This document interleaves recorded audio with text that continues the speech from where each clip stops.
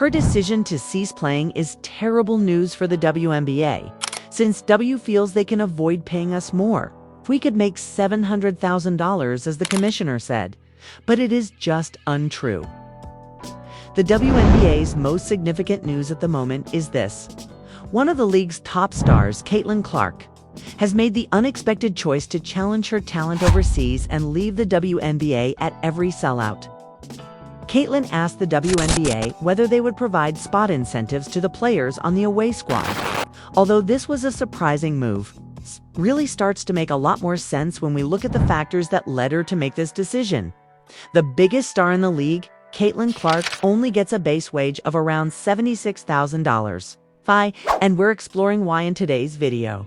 It's evident from analyzing Caitlin Clark's motivations for leaving to play in the European League that her little salary is nothing when compared to the millions and millions of dollars that NBA players make.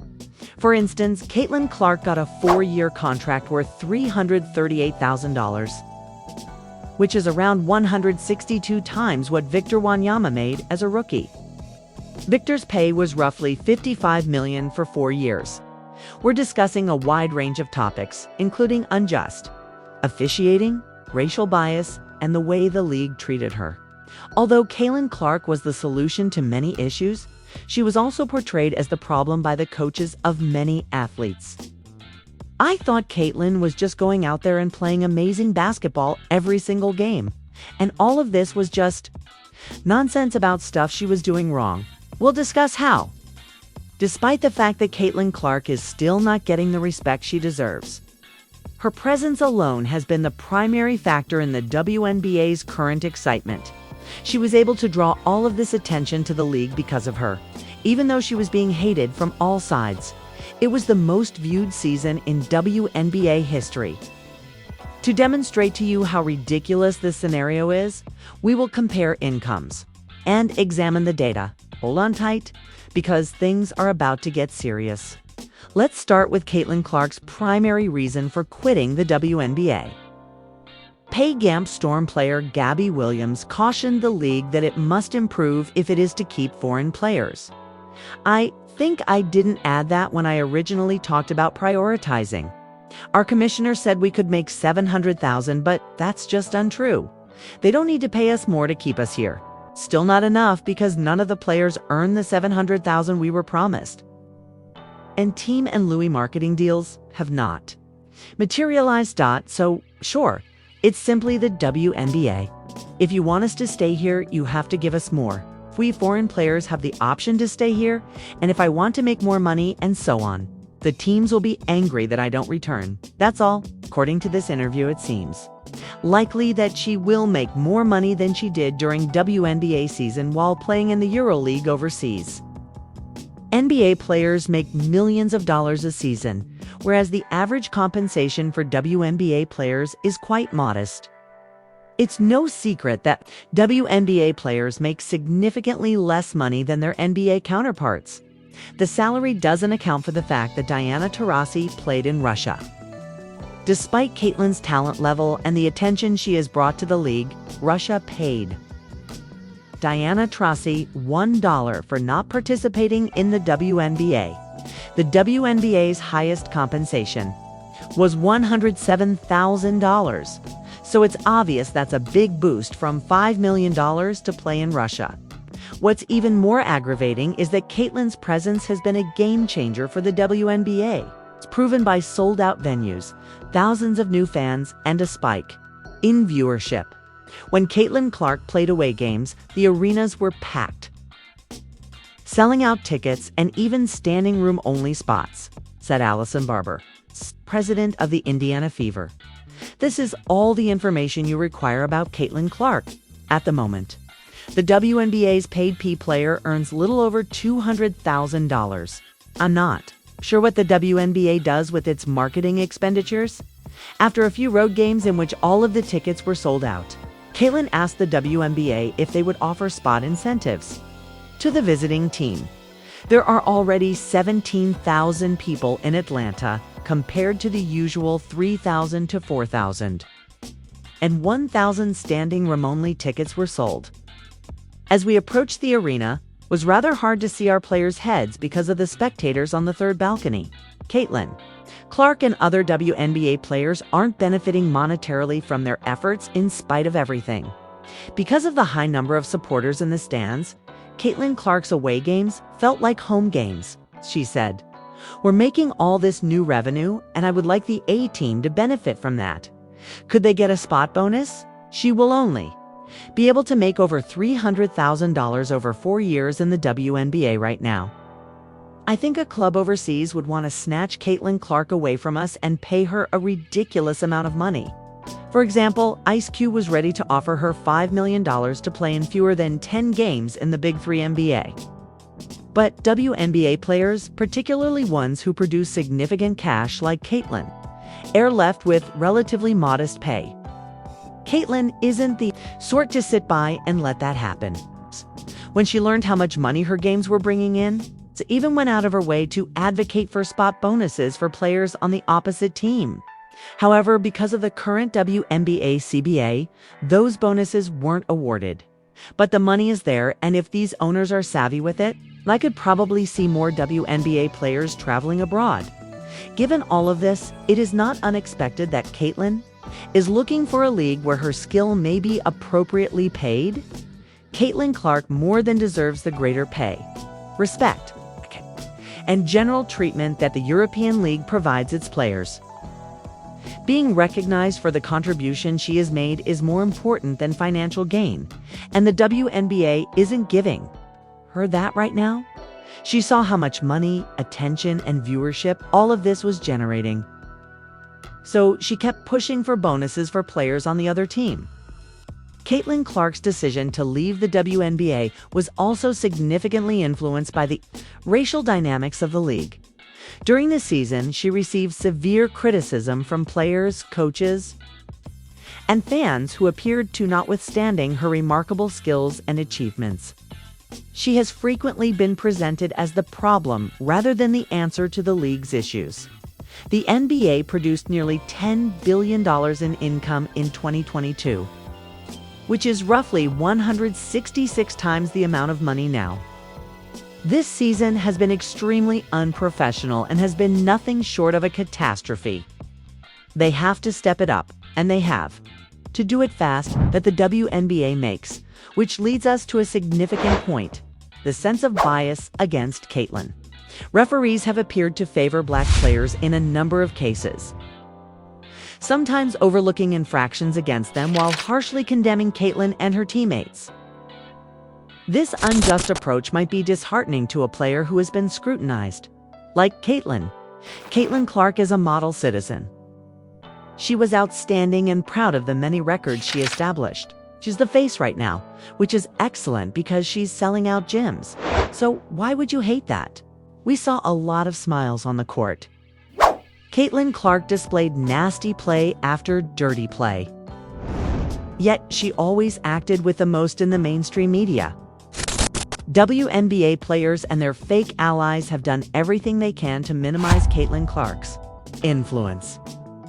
They have tried to convince us that there are other players in the dump who can draw fans. This has led to her emotions of loneliness and anger as she showcased her gift after night. Persuade us to pay greater attention to other athletes.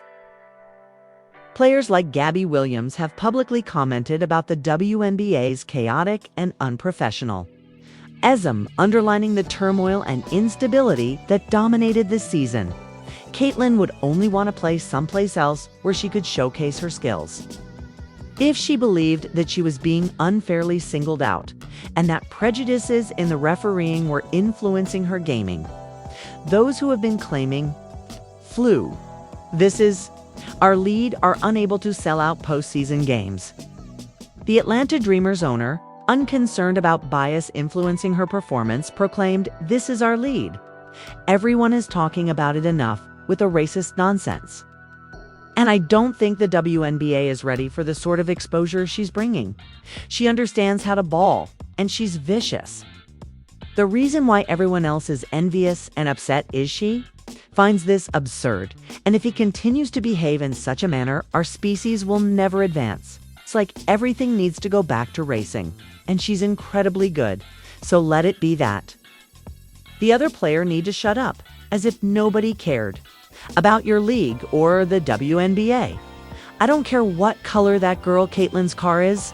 She's silly and rude, and now that others are watching and talking about her, she should go. Her contract to join another Major 3 is nowhere to be seen. With the WNBA, which is nothing and nobody, she ought to have gone to the Big 3 too. Hell, players in one league believe they should be getting more attention now that they have center stage. But the viewership will decline. Will they be pointing fingers and blaming Indiana? She is able to leave this stressful environment in Europe because to league. She may locate a more level playing field and concentrate on her game without the continual sensation that she has. To prove herself among perceived prejudices, fans of the Fever and Caitlyn Clark will be enticed to play in a league that could appreciate her abilities without the added complexities of racial dynamics whenever the ratings vary. Caitlyn Clark Day deserves to play in a system that fosters her development as a player. But the WNBA isn't delivering that right now. Just take a look at the Saint. It's not just Caitlyn Clark. It's all of us in women's basketball. This is bad news for the WNBA because it's one of the most obvious reasons why Caitlyn Clark is leaving the game. When the ratings start to drop, they'll return and say, "See, we were right all along. It's all the racists who follow Caitlyn Clark that were watching the product, and now they're gone and we're back with our diehards." The unpleasant fact that WNBA pay are far less than what she could make elsewhere has been something Caitlyn has had to deal with. Despite her tremendous talent and the audience she brings to the league, this is the reason Clark chose to leave the WNBA for the European League. She has scored the most points by a point guard in a season in WNBA history, the most double-doubles by a rookie guard in WNBA history, and the most points by a rookie in WNBA history. She was named Rookie of the Month She was the first player to win both WNBA Player of the Month and Rookie of the Month in the same month. The first player to record 2 triple-doubles. First rookie to record the most assists in WNBA history. The first rookie to record 2 triple-doubles, the first triple-double in Fever history. And the first player in WNBA history to record 20 points, 15 assists, and 5 rebounds in a single game. The rookie record for the most double-doubles, 3-pointers, career 10 or more assists in a game. The fastest WNBA player to reach 100 three-pointers in 34 games. The rookie record for assists. The rookie record for three-pointers. The rookie record for three-pointers in a single game. The rookie record for 4 assists in a single season. And the Eastern Conference Player of the Week, regardless of years in the league. People will say, pay more attention to the other folks like she couldn't do it herself. Most assists by a rookie in a WNBA All-Star game, for which she received the most fan votes ever, 700,000. Let's start by breaking down the numbers in the WNBA. The average salary, in contrast, European leagues offer players much higher salaries, with top players earning between $200,000 and $300,000. For instance, top European players can make up to $1 million per season, with some reports indicating that certain stars can command even more based on their marketability and performance. Incentive makes it difficult for Caitlyn and many others to defend continuing to play in a league that undervalues their contributions. Caitlyn Clark has been the greatest thing to happen to the WNBA in history. We've seen talented players emerge from college, but no one really cared. And when we take into account the viewership, Caitlyn Clark has been the most influential thing, due in large part to Caitlyn Clark's performances. The WNBA has experienced a record-breaking surge in viewership. She is currently the league's face, and it is doing well. She is selling out gyms. TV ratings for the megastar have risen by 153% from the previous season. And that was before the playoffs began last week. They have done everything they can to lessen the impact of Caitlyn Clark, who is truly a class act. She was amazing, breaking all kinds of records, and she was definitely proud of that. We saw many smiles. While the rest of the WNBA is just a Polish tourist, Caitlin Clark is a box office draw. But the attention she brought to the sport is hopefully going to have a lasting impact for years to come on the court. She has transformed away games into home games for her team, the Indiana Fever, proving her ability to draw fans and increase ticket sales. However, despite being a major contributor to this buzz, she does not receive a salary that is commensurate with her market value or the money she brings in for the league. I was mistaken about the influence Caitlin Clark would have on the WNBA. Caitlin Clark is the most influential athlete I have ever seen in my life. She scored 25 points, pulled down 6 rebounds, and dishing out 9 assists.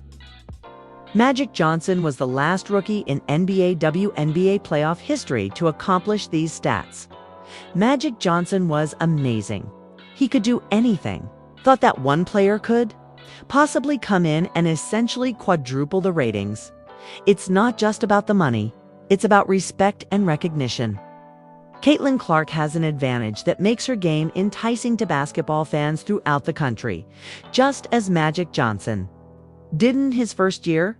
This is made worse by the disparity in treatment between her and other players that was such a bittersweet way to cap off Caitlin Clark's amazing rookie season. And it truly got me thinking about how terrible it was that the WNBA had so much drama, negativity, and accidents during the season. A lot of WNBA players, particularly those with big social media followings or marketing power, seem to get preferential treatment when it comes to endorsements and salary negotiations.